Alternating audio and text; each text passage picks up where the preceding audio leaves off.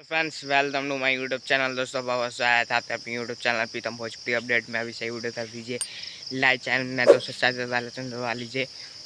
तो दोस्तों खेसारी लाल यादव जी का आज गाना रिलीज हो रहा है, बहुत ही बवाल फिल्म एल्बम गाने आते हैं उस गाने तो ये टक्कर देने वाला गाना है, लेकिन ये फिल्म का गाना है जिस फिल्म का नाम है लिट्टी चोखा। जी हाँ दोस्तों, लिट्टी चोखा फिल्म का सबसे तगड़ा भूचाल मचाने वाला बवाल होने वाला ये गाना है जिसका नाम है मोहल्ला माचिस हो गया।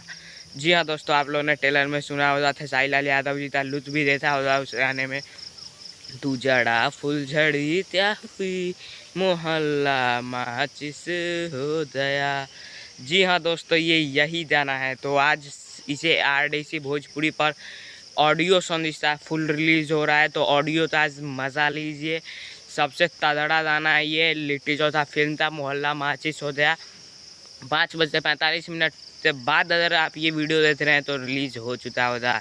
तो ज़रूर जाइए आरडीसी भोजपुरी पर, देखिए। जिस गाने तो लिखा है यादव राज जी ने, ओम झा जी ने म्यूजिक दिया है, खेसारी लाल यादव, स्वाति शर्मा जी ने दिया है। तो जय हिंद, जय भारत।